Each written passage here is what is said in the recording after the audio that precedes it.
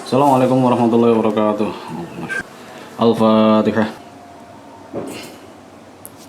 Bismillahirrahmanirrahim. Wa syafa'at, dan memberikan syafaat atau memberikan pertolongan sapa Syekh Syamsuddin Muhammad Al-Hanafi radhiyallahu ta'ala anhu inda amirin ing dalam ngersane amir, di sisinya seorang pemimpin, yusama yang disebut atau yang dinama yang dikenal dengan sapa amir al-munatih, ing nama munatih, namanya al-munatih. Karena ada sapa kulluman, munatih itu ya orang yang bahasa terjemahan secara bahasanya itu adalah orang yang menyeruduk. Apa menyeruduk itu?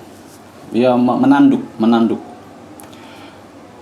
Karena ada sapa kulluman, setiap orang natohahu yang menyeruduk atau menanduk sapa munatih atau sapa amir ingman, ya kasaro maka pecah, memecahkan sapa munatih roksahu ing kepalanya man. Jadi kenapa kok dinamakan dijuluki munatih atau namanya munatih? Karena dia kalau marah, kalau menghukum orang, kalau membunuh orang itu dengan diseruduk atau ditanduk. Ya, dengan kepala, kayak waktu Piala Dunia 2006 itu Zidane sama Materazzi. Nah, kalau diseruduk sama orang ini ya Materazzi bakal mati. Wakana, dan ada sopo amir atau munatih itu iku yantohu menanduk sopo atau menyeruduk sopo munatih atau amir mama al mamalika ing pira-pira budak baina yade sultan, di hadapan Sultan Al-Malik Al-Ashraf Barsibaya atau bukan Persebaya, Barsibaya. Dia menghukum atau membunuh orang dengan menanduk di hadapan sultan saat itu. Faqala, lalu berkata lil qasidi maring utusan. Jadi ceritanya itu amir ini sedang menghukum atau memang berbuat zalim kepada beberapa budak. Nah, Syekh Syamsuddin Muhammad Al-Hanafi ini mendengar kejadian tersebut, lalu mengirim utusan. Utusan ini mengirim orang atau muridnya atau anak buah muridnya lah, untuk membebaskan budak-budak yang dihukum itu, budak-budak yang dizalimi oleh amir ini.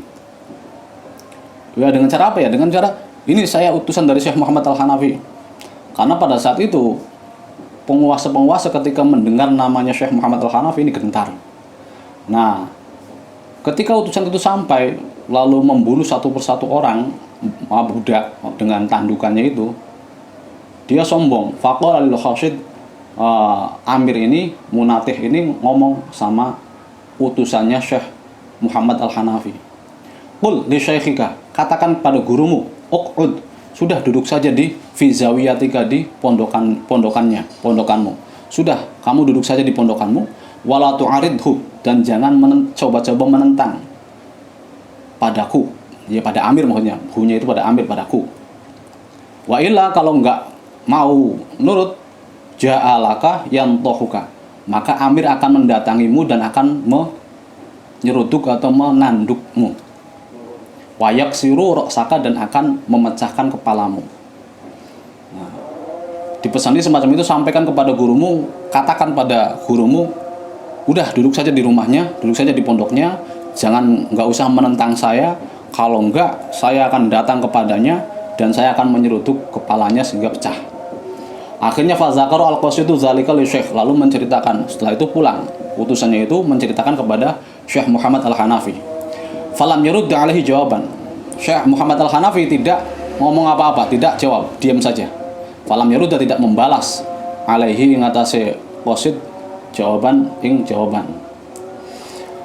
Akhirnya setelah itu malamnya, falam madakhala, maka ketika masuk apa lailu malam, maka ketika malam sudah masuk, kasyafa zalikal amir atau munatih itu membuka kepalanya.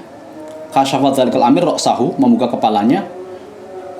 Tiba-tiba dia wasoro yantohu lil al-hitan, dan dia menyeruduk atau menanduk tembok-tembok yang ada di rumahnya. ilaan mata sehingga mati sapa si Amir atau Manatih, sampai Amir itu mati.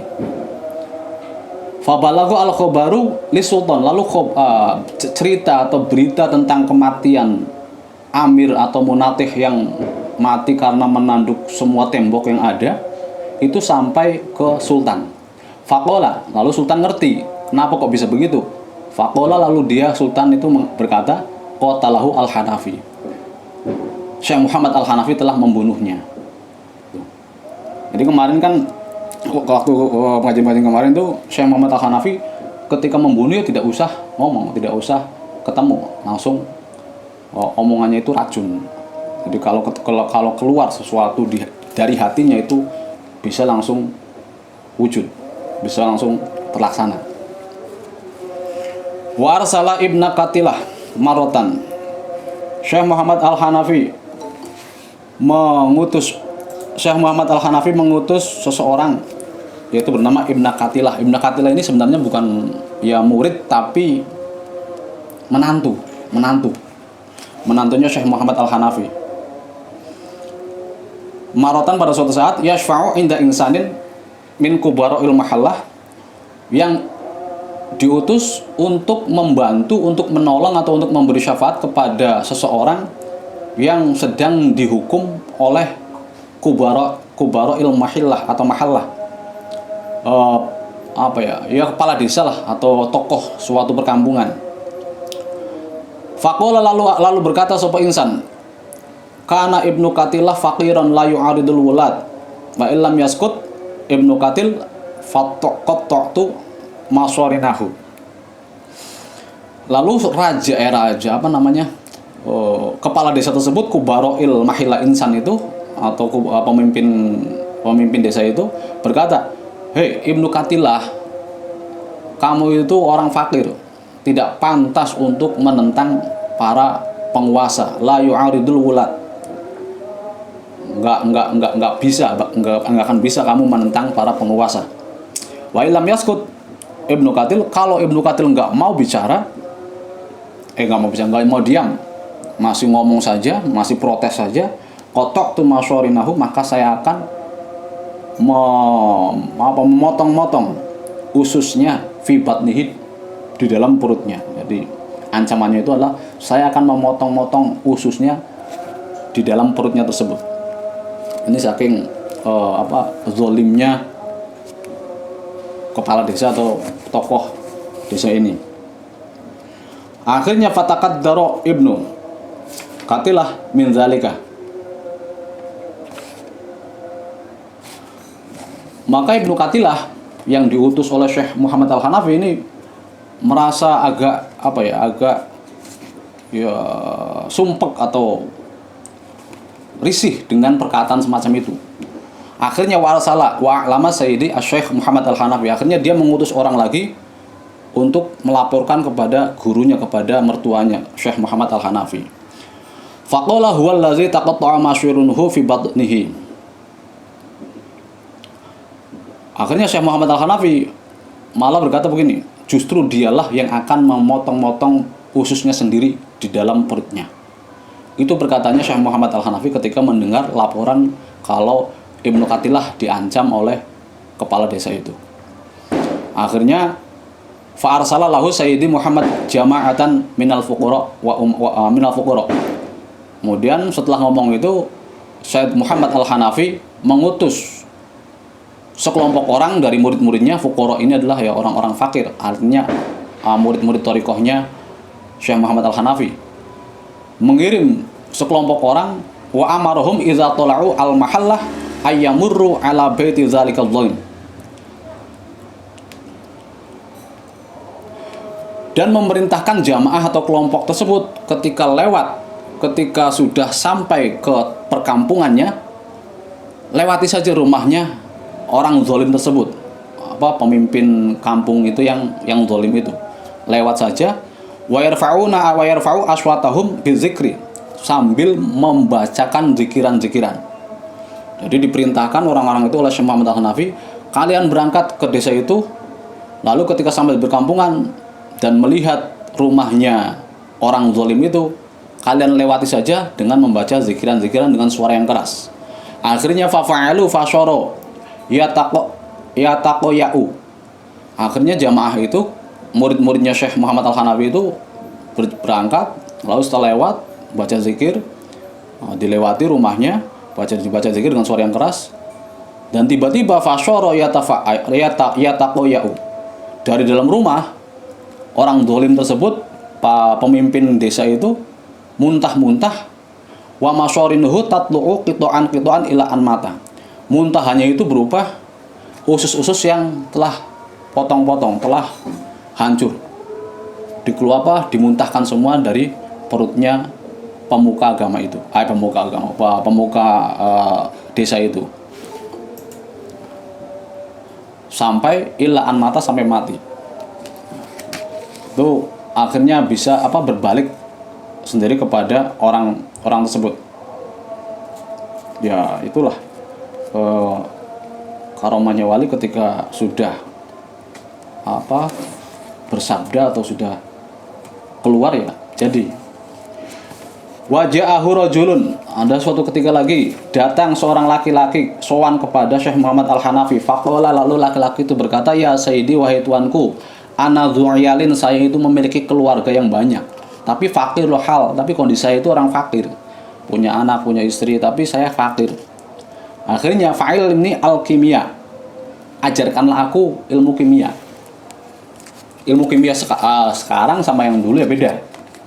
Ilmu kimia dulu kayak kitabnya Imam Al-Ghazali, Kimia Sa'adah, atau bahasa kimia zaman dulu, zaman abad pertengahan, itu bukan kimia zaman sekarang. Kimia zaman dulu adalah bagaimana ilmu cara membentuk emas menjadi barang perhiasan. Jadi kayak pandai besi semacam itu, tapi pengrajin emas. Nah, jadi ada emas satu logam atau satu batang, atau emas yang masih berupa bongkahan emas, itu bagaimana caranya bisa dibuat menjadi gelang, kalung, atau yang lainnya. Nah, itu namanya ilmu kimia. Jadi merubah emas yang masih murni menjadi perhiasan. Nah, laki-laki ini minta diajarkan semacam itu pada Syekh Muhammad Al-Hanafi. Ya kan sebenarnya nggak cocok, bukan nggak pantas, nggak sesuai. Syekh Muhammad Al-Hanafi kok disuruh meminta untuk mengajari ilmu tentang semacam itu. Tapi kenyataannya apa? Syekh Muhammad Al-Hanafi malah menerimanya. Qala Asy-Syaikh radhiyallahu ta'ala anhu, Syekh Muhammad Al-Hanafi berkata, "Aqim indana sanatan kamilatan." Sudah, kamu mukim, kamu diam bersamaku di sini di pondokku selama 1 tahun penuh. Syaratnya bisyarti annaka kullama ahdatsta tawaddu'a. Dengan syarat kamu itu daimul wudu atau dawamul wudu. Berarti kalau hadas ya wudu, hadas wudu. Wa sholaita raka'ataini, dan setelah wudu ya sholat 2 rakaat, sholat sunnah wudu. Nah, itu syaratnya. Akhirnya faqama ala zalik. Lalu laki-laki itu mukim dengan memenuhi atau menyanggupi syarat tersebut. Falamma baqiya minal muddati yaumun jaa ila syekhi.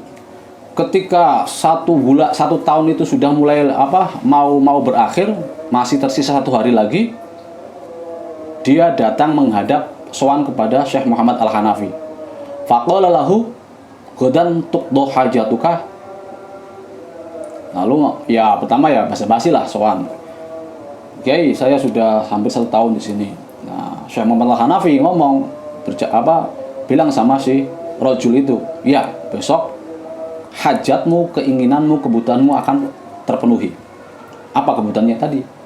Mengajari ilmu kimia itu. Akhirnya falamma ja'ahu qallahu. Nah, ketika esok hari itu datang, Syekh Muhammad Al-Hanafi berkata pada laki-laki itu, "Kum famla minal bi'ri ma'al wudu." Sekarang kamu berdirilah dan isilah air wudhu dari sumur tersebut.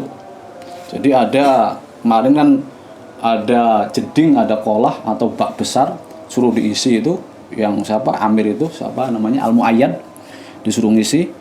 Terus ternyata yang ditimba adalah emas isinya, bukan air.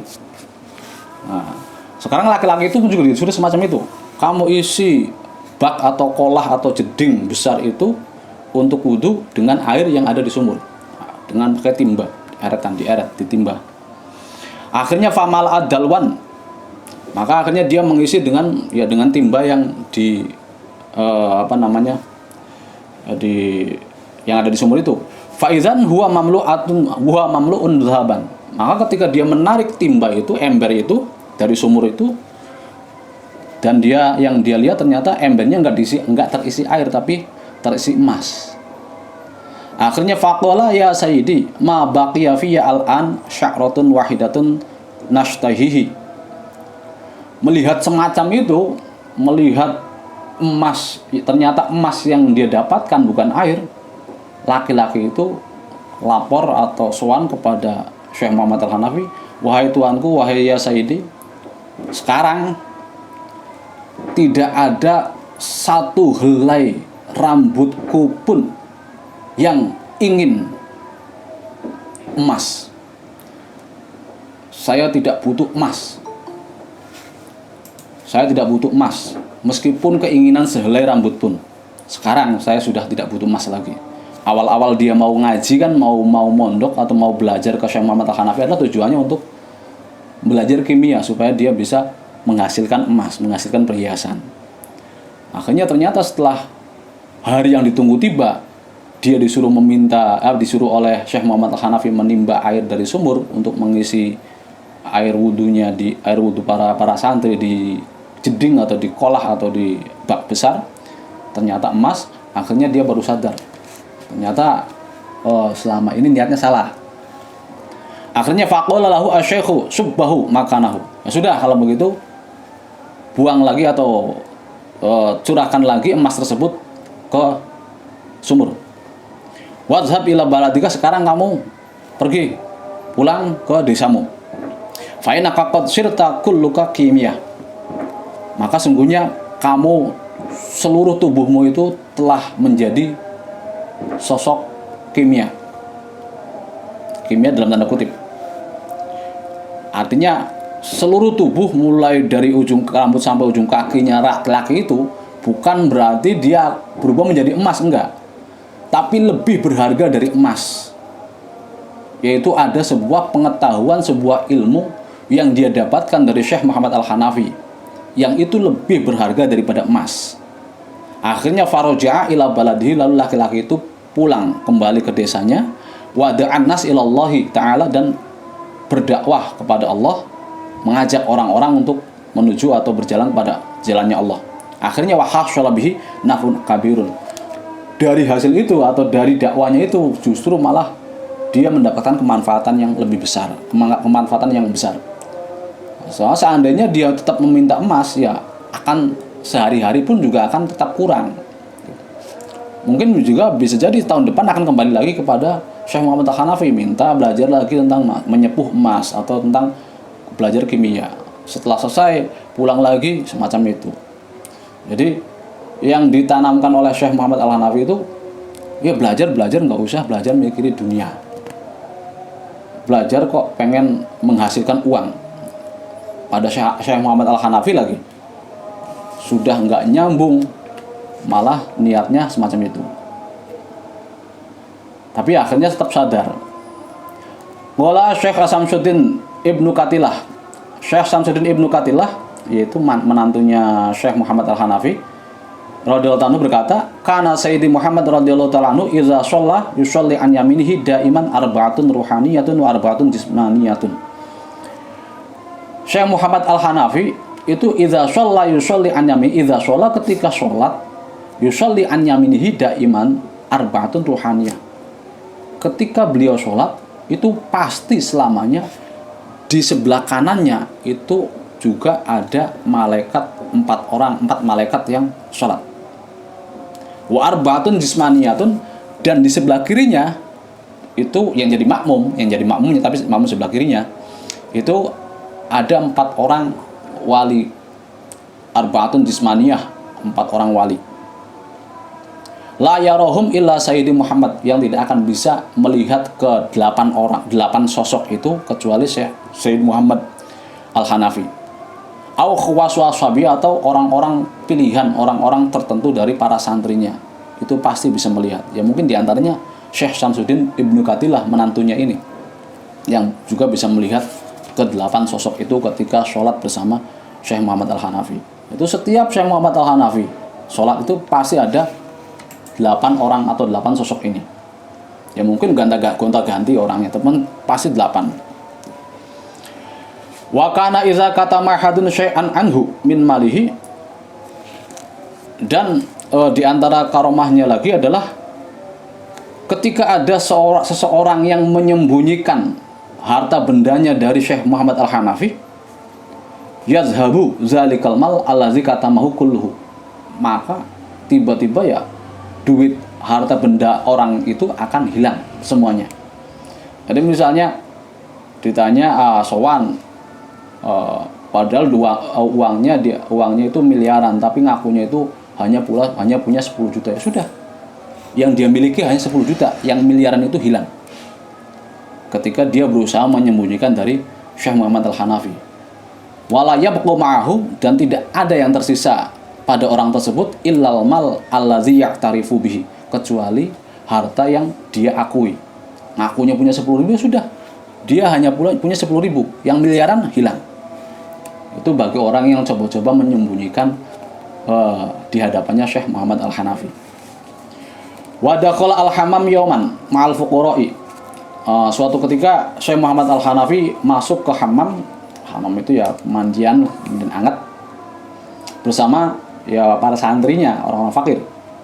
Fa akhadha ma'an minal khawdi. Lalu beliau mengambil air dari bak atau jeding. Nah, warasyahu ala ashabihi, lalu memercikkan kepada santrinya yang ikut mandi tadi, dipercikkan. Nah, airnya kan air hangat itu. Hammam itu kan padusan hangat, bahasa Jawanya itu kan padusan hangat. Nah, dipercikan semua, disirat bukan enggak disiram, dipercikan. Waqala, dan beliau berkata, setelah dipercikan itu kan murid-muridnya melihat, atau murid-muridnya kan ya merasakan apa yang dipercikan oleh Syekh Muhammad Al-Hanafi, ya, apa yang dipercikan oleh gurunya. Lalu gurunya atau Syekh Muhammad Al-Hanafi ini berkata, allati yu'adzibullahu biha al-ushat min ummati Muhammad sallallahu alaihi wasallam mithlu hadzal ma'. An-nar, neraka yang Allah timpakan, Allah siksakan kepada orang-orang maksiat dari umatnya Sayyidina Muhammad, itu mislu hadzal ma', itu rasanya seperti percikan itu. Fi sukhunatihi, ing dalam panasnya ma', atau ing dalam panasnya air. Jadi menurut Syekh Muhammad Al-Hanafi, neraka itu nanti ketika mau menghukum, Allah ketika mau menghukum orang-orang usot, orang-orang ahli maksiatnya umat Sayyidina Muhammad, umat Islam, orang-orang yang durhaka, itu di neraka cuman rasanya itu seperti percikan air panas. Itu menurut Syekh Muhammad Al-Hanafi. Jadi sangat ringan. Makanya fafariha al-fuqara bidzalik.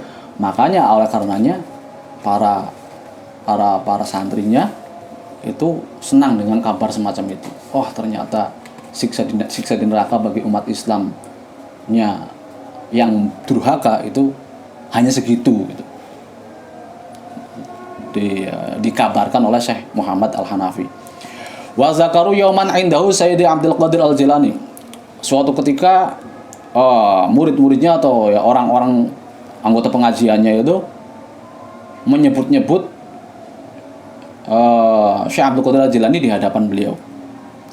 Faqala, lalu beliau matur atau dawuh berkata, law hadara indana Abdul Qadir guna, seandainya sekarang ini Syekh Abdul Qadir datang kepadaku, lakana ta'addaba ma'ana, maka niscaya Syekh Abdul Qadir Jilani akan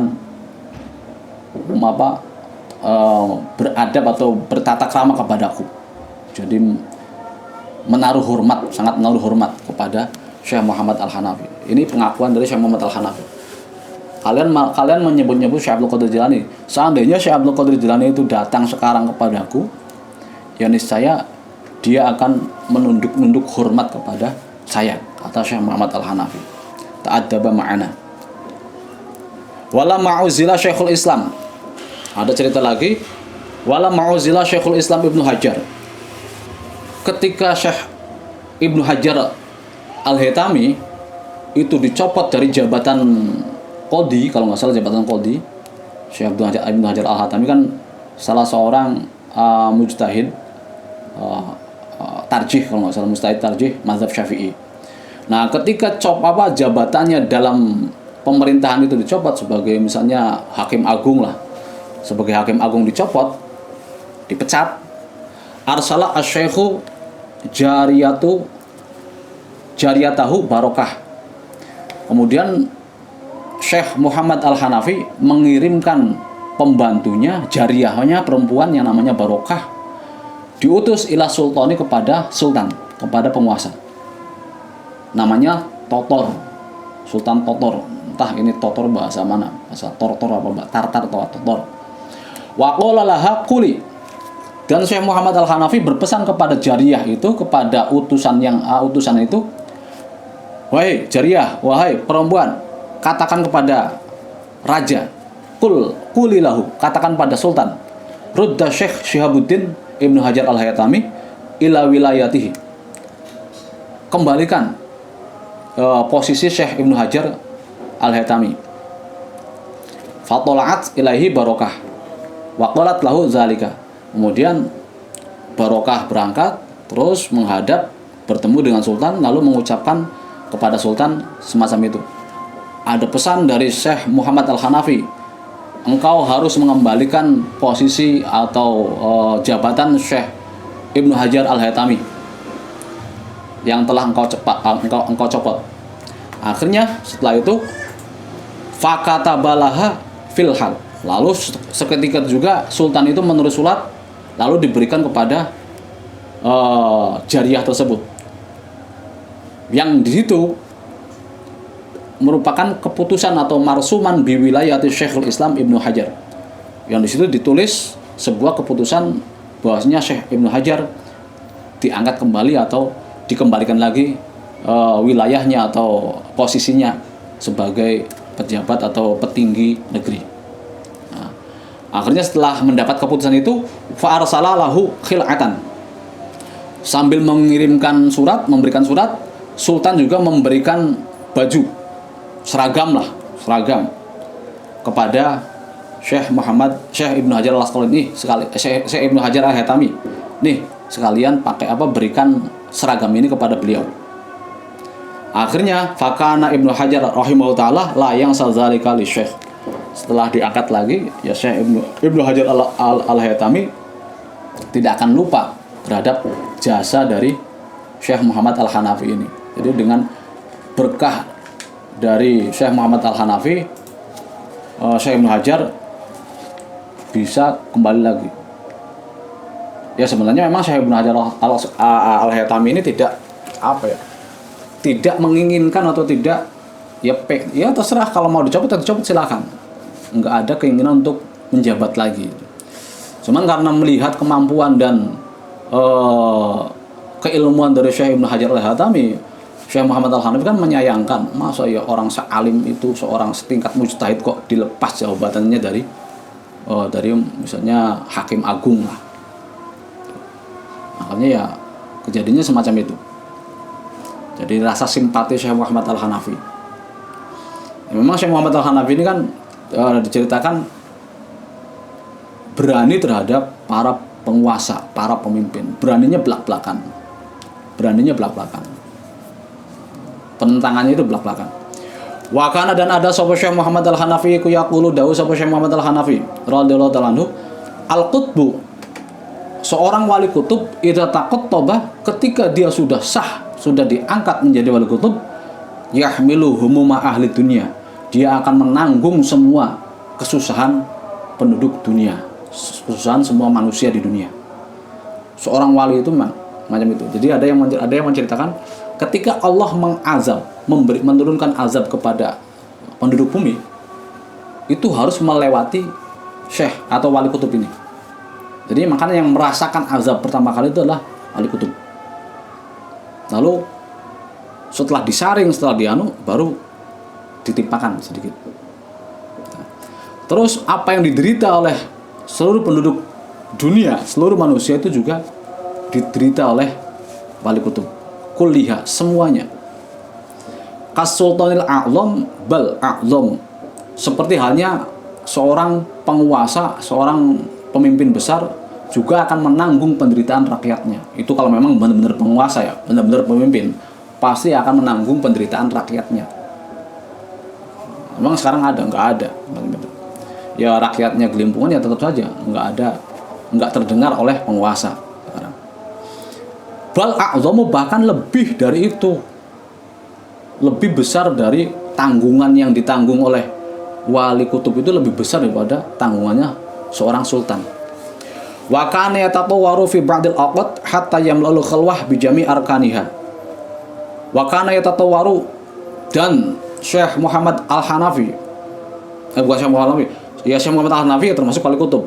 Ya, Syekh Muhammad Al-Hanafi ini terkadang berubah bentuk fi ba'dil awqat, pada ya beberapa kesempatan, hatta yamla'al khalwah bi jami' arkaniha, sampai bentuknya itu ya bukan bentuk manusia lagi atau bentuk makhluk hidup lagi, sampai seluruh ruangan khalwatnya itu dipenuhi oleh jisimnya Syekh Muhammad Al-Hanafi. Entah berbentuknya seperti apa, pokoknya badannya itu membentuk, membesar sampai memenuhi semua ruangan ini, sampai ke bijami arah arkaniha, sampai ke pojok-pojokannya. Setelah itu tsumma yasghuru qalilan qalilan, lalu kemudian baru mengecil hatta ya'uda ila halatil ma'hudah, sampai kembali ke bentuknya yang biasa. Walam ma'aliman nas zalika saddat taqa allati kanat tashrafu alal khalwah radhiyallahu anhu. Ketika orang-orang tahu kalau Syekh Muhammad Al-Hanafi itu sudah berubah bentuk semacam itu, orang-orang yang jendela rumahnya itu menghadap ke tempat khalwatnya Syekh Muhammad Al-Hanafi, menutup semua jendelanya. Dia takut akan terjadi apa-apa. Jadi nggak mau melihat perubahan bentuk dari Syekh Muhammad Al-Hanafi. Ya mungkin waktu membesar semacam itu, beliau mungkin sedang merasakan penderitaan yang diderita oleh manusia-manusia, akhirnya membesar semacam itu mungkin. Wakana, dan ada sahabat Syekh Muhammad Al-Hanafi radhiyallahu anhu yaqulu, iku berdawu sahabat Syekh Muhammad Al-Hanafi, wallahi ma'arafa al-Kailani, al-Kailani kan bisa, al-Jailani bisa, al-Kailani bisa, al-Jilani bisa. Demi Allah saya tidak mengenal, saya tidak melihat, atau saya tidak mengetahui Syekh Muhammad Syekh Abdul Qadir Al-Jilani wa Ibnu Rifai dan Syekh Ahmad Arifai, yang biografinya kemarin sudah kita bahas, wa ghairuhuma, dan selain mereka berdua, pokoknya ulama-ulama sufi, wali-wali sebelumnya Syekh Muhammad Al-Hanafi ini. Menurut Syekh Muhammad Al-Hanafi, saya tidak tahu, saya tidak mengetahui kalau kedua orang tersebut atau orang-orang lainnya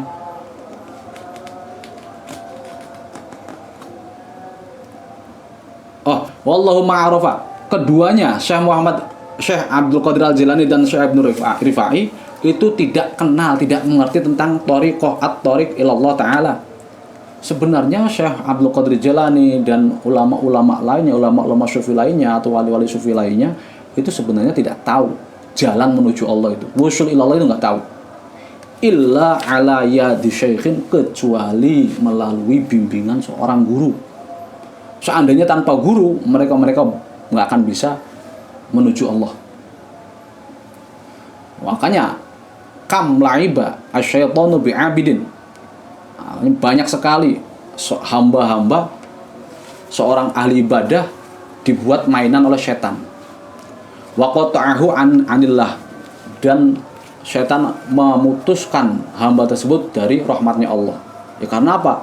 Karena tidak ada gurunya. Jadi memang harus ada gurunya untuk menuju thariq ilallah. Kalau seandainya Syekh Abdul Qadir Jilani, Syekh Ibnu Rifai dan yang lainnya itu nggak ada gurunya, niscaya nggak akan ngerti bagaimana caranya menuju Allah. Meskipun setelah dia berguru, lalu misalnya Syekh Abdul Qadir Jilani berguru kepada siapa kemarin gurunya itu Hamad, lalu setelah itu berguru kepada Rasulullah dan pada Sayyidina Ali. Seandainya tidak ada Hamad misalnya, ya sama semacam itu, tidak akan bisa tahu jalan menuju Allah. Wa kanat al-fiddah la tanqati'u min jaybihi li ajlil fuqara. Uang perak atau ya uang perak itu tidak pernah habis dari kantongnya Syekh Muhammad Al-Hanafi. Kenapa? Li ajlil fuqara, untuk orang-orang fakir. Jadi selalu kemanapun beliau berangkat, beliau pergi itu selalu penuh di kantongnya itu uang perak yang dibagi-bagikan kepada orang-orang fakir. Fakana la yaqdumu alaihi faqirun illa wada'a yadahu fi jaybihi wa a'tahu min ghairi adin. Tidak ada seorang fakir pun yang sowan kepada Syekh Muhammad Al-Hanafi, melainkan Syekh Muhammad Al-Hanafi meletakkan tangannya di kantongnya, mengambil uang perak itu, lalu memberikan kepada orang fakir tersebut min ghairi adin, dengan tanpa menghitung. Ya asal ambil aja. Satu genggam, nih buat kamu, ambil lagi nih buat kamu. Setiap ada orang fakir yang sowan, itu pasti diongkosi. Wa kana ladzi yulahiluhu yaqulu, dan orang yang melihat semacam itu berkata, yang pernah memperhatikan atau pernah melihat hal itu berkata, wallahi ataya syekh aktsar min ataya sultan kulla yaumin. Demi Allah, pemberian Syekh Muhammad Al-Hanafi itu lebih besar, lebih banyak daripada pemberian seorang raja setiap harinya. Jadi nggak pernah habis. Saya jadi teringat kalau Syekh Habib Lutfi itu setiap lebaran gini, setiap zakat ini mesti mengeluarkan zakat itu kalau nggak salah 1 ton atau 10 ton zakat beras. Muhammad Habib Lutfi. Ya memang sih ada katanya sih ada latar belakangannya kenapa kok sampai zakatnya itu sampai bertonton gitu. Padahal kan ya kalau zakat fitrah kan kita ya satu sok ya 2,5 atau 3 kilogram lah. Tapi Habib itu sampai 1 ton. Kalau nggak salah ceritanya itu waktu beliau mondok di Benda Kerep itu Cirebon, di Benda Kerep. Beliau itu tiap hari puasa. Syekh Habib Lutfi itu tiap hari puasa. Nah kalau puasa itu makan sahur dan bukanya itu cuman pakai singkong rebus 3 buah. Satu buat buka, satu buat malam, satu lagi buat sahur. Nah pada suatu malam dia lagi jalan, tiba-tiba lewat di rumahnya penduduk ada anak yang nangis, anak bayi lah, nangisnya itu sangat tidak biasa. Awalnya disamperin sama Habib Lutfi, lalu ditanya kenapa anaknya nangis. Nah, alasannya orang itu enggak biasa, lagi sakit aja. Ternyata Habib Lutfi mencoba melihat mana anaknya. Ternyata melihat anaknya itu kelaparan. Anak tersebut akhirnya Habib Lutfi pulang ke pondok, ngambil singkong yang dia siapkan buat sahur itu, lalu diberikan kepada anak itu. Dimakan oleh anak itu sangat lahap sekali. Jadi benar-benar kelaparan. Akhirnya dari situ Habib Lutfi ya bukan bernazar ya, berdoa, ya Allah, seandainya Engkau memberikan aku nikmat atau rezeki, semoga saja saya bisa menyantuni semua orang-orang fakir, semua orang-orang miskin dan orang-anak yatim. Jadi doanya itu akhirnya dikabulkan, dan ya setiap tahun beliau kalau zakat ya 1 ton. Padahal ya kalau kita tahu beliau bukan pengusaha, ya, beliau hanya ulama, hanya seorang Kiai Habib. Wa kana radhiyallahu ta'ala anhu yaqulu, dan Syekh Muhammad Al-Hanafi berkata, iza mata al-waliyu, ketika seorang wali mati, meninggal, in qata'a tasarrufu fil qaul, maka tasarrufnya atau bantuannya itu akan terputus. Jadi tidak bisa memberikan bantuan lagi. Syekh Abdul Qadir Jilani juga nggak bisa bantuan lagi kalau sudah meninggal wali itu. Sunan Gunung Jati ya sudah nggak bisa memberikan bantuan lagi, nggak bisa memberikan tasarruf minal amdadi, yakni bantuan-bantuan. ternyata kok bisa kok banyak orang yang mengaku berkat karomahnya Syekh Abdul Qadir Jilani akhirnya hajatnya terkabulkan atau dia dibantu misalnya. Kok bisa? Nah, wa in hasala madadun lizair ba'dal mauti. Meskipun bantuan itu datang kepada orang yang ziarah setelah meninggalnya wali tersebut. Au qadaw hajatin atau hasilnya sebuah hajat. Wa in hasal, dan apabila ada bantuan yang datang kepada orang yang ziarah ziarah ke makamnya wali misalnya, atau hajatnya kok malah bisa tercapai, ada bantuan semacam itu, ya fahuwa minallah, maka itu dari Allah, bukan dari wali itu. Dari Allah ala yadil qutbi sahibil waqti, yang Allah berikan, yang Allah perintahkan kepada wali kutub waktu itu. Wali kutub sekarang itu siapa? Nah, Allah memberikannya melalui wali kutub itu. Wali kutub, ini sampaikan kepada hambaku yang ziarah kepada Syekh Abdul Qadir Jilani untuk berikan dibantu. Nah, semacam itu. Jadi tetap wali kutub zaman sekarang saat ini itu yang berperan. 100 tahun lagi ya wali kutub 100 tahun lagi yang melalui perantaranya, bukan wali yang meninggal itu. Nah, terus apa fungsinya wali yang meninggal itu? Maka wali-wali yang kita ziarah itu fungsinya adalah yuqti az-zaira minal madad ala qadri maqamil mazur. Orang yang ziarah itu akan diberikan bantuan ya sekadar atau dengan kadar makom atau derajatnya wali yang diziarah itu. So, yang diziarah adalah wali kutub, ya sudah, madadnya pasti besar, bantuannya besar. Kalau yang diziarah adalah misalnya wali-wali kecil, ya madadnya sederajat dengan wali-walinya. Jadi fungsinya itu sebagai takaran madad yang akan diterimanya. Jadi tetap yang memberikan madad atau bantuan itu adalah Allah melalui wali kutub pada zaman itu, bukan wali kutub yang sudah meninggal itu atau wali yang sudah meninggal itu, bukan. Ya meskipun wali ini akan tetap meminta pada Allah, ya Allah bantulah si A. Allah akan meluluskan permintaan wali ini, tapi melalui wali kutub zaman sekarang. Jadi muter. Jadi nggak langsung wali kutub yang membantu, nggak langsung wali yang diziarah itu yang membantu, tapi melalui Allah. Qala ba'duhum al-mazuru fil haqiqah huwa sifat. Sebagian ulama thariqah berkata al-mazuru fil haqiqah, yang diziarahi hakikatnya adalah huwa as-sifat, adalah sifat-sifatnya wali. Kita ziarah ke Syekh Abdul Qadir Jilani, yang diziarahi adalah makamnya itu adalah sifat-sifatnya beliau.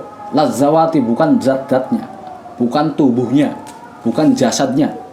Fa innaha tabla wa tafna, karena jasad atau tubuh itu pasti rusak, pasti hilang. Wa sifatu baqiyah, sedangkan sifat-sifat beliau itu masih akan langgeng, akan tetap. Jadi yang kita ziarahi ke Wali Songo, Muhammad Songo adalah sifat-sifatnya, bukan zawat, bukan zat atau bukan jasadnya.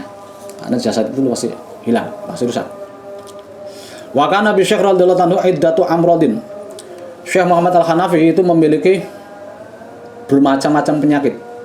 Kullu maradin minha yahuddu al-jibal. Yang mana setiap penyakitnya Syekh Muhammad Al-Hanafi, satu penyakit saja itu bisa meruntuhkan gunung, menghancurkan gunung. Jadi kalau ditampakkan penyakitnya itu bisa menghancurkan gunung. Nah, beliau mengidap bermacam-macam penyakit. Yaitu, makanya wali kutub itu pasti sakit karena menanggung semua penderitaan ahlu dunia, penderitaan penduduk. Di antara penyakitnya adalah minha al-balgham al-haru wal balgham al-barid. Di antaranya adalah balgham itu ya cairan atau kayak semacam ya sumsum atau apalah, kelenjar-kelenjar yang panas dan kelenjar yang dingin. Jadi di dalam tubuhnya itu ada kelenjar yang panas, ada yang kelenjar yang dingin. Fajtama'a indahu al-atibba. Akhirnya karena beliau sakit, para dokter kumpul untuk mengobatinya. Wa qalu inna nisfal a'la qad tahakkama minhu al-balgham al-har. bagian atas itu sudah mengakar kelenjar-kelenjar yang panas. Wanisful asfal qad tahakkama minhu al-balgham al-barid.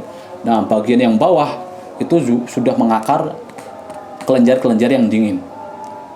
Fa in dawaina al-a'la, kalau kami mengobati yang bagian atas, ghalaba alaihi al-asfal, maka yang bawah akan ke atas akan menguasai Syekh Muhammad Al-Hanafi, dan ini bahaya.